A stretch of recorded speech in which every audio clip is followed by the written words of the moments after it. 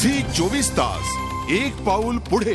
उच्च आणि तंत्र शिक्षण मंत्री राजेश टोपे यांच्या संस्थेच्या MSS या महाविद्यालयावर विद्यापीठाच्या चौकशी समितीने ताशेरे उठलेत।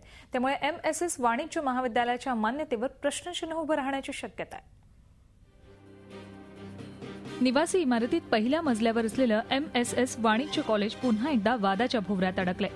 खुद्द उच्च शिक्षण मंत्री राजेश टोपे यांच्या मत्स्योदरी या संस्थेचं हे कॉलेज आहे।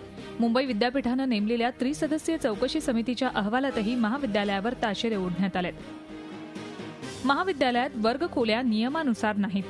विद्यापीठाच्या नियमानुसार प्राध्यापकांची नेमणूक नाही।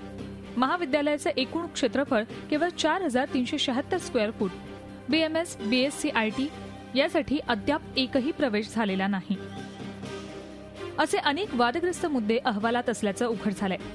आमची मागणी आहे की आता तरी शासनाने जागा होऊन लवकरात लवकर हे महाविद्यालय बंद करावं। खोटा रिपोर्ट सादर केला त्या कमिटीमधल्या सर्व सदस्यांवर कायदेशीर कारवाई झाली पाहिजे।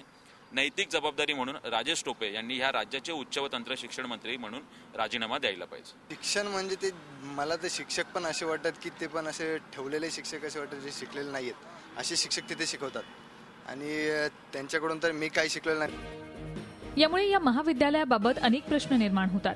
विद्यापीठाचे अनेक नियम डावलून महाविद्यालय कसं सुरू करण्यात आलं? विद्यापीठाच्या समितीनं महाविद्यालयाला मान्यता देण्याआधी नियमांची तपासणी केली नव्हती का? अहवालानंतर तरी महाविद्यालयावर कारवाई केली जाईल का? अहवाल विद्यापीठाचाच असला तरी विद्यापीठाकडून मात्र सावध पवित्रा घेतला जातोय। याच्या चौकटीत जे बसणार आहे आणि त्याच्यासाठीच तो संपूर्ण प्रक्रिया अशी राबवली जाते की त्या प्रक्रियेमध्ये चौकशी समितीनंतर जे आहे त्या अकॅडमिक काउन्सिल आणि ह्या सर्व प्रक्रियेमधून ही निर्णय प्रक्रिया राबवली जात आहे। त्याच्यामध्ये खुद्द शिक्षण मंत्र्यांच्या महाविद्यालयात जर असे गैरव्यवहार होत असतील तर निष्पक्षपातीपणे कारवाई होणार की नाही यावर तर प्रश्नचिन्ह उभं राहतच। पण कुंपणानं जर शेत खाल्लं तर सामान्यांनी पाहायचं कुणाकडे हा खरा प्रश्न आहे। झी 24 ताससाठी दीपाली जगताप, मुंबई। झी 24 तास एक पाऊल पुढे।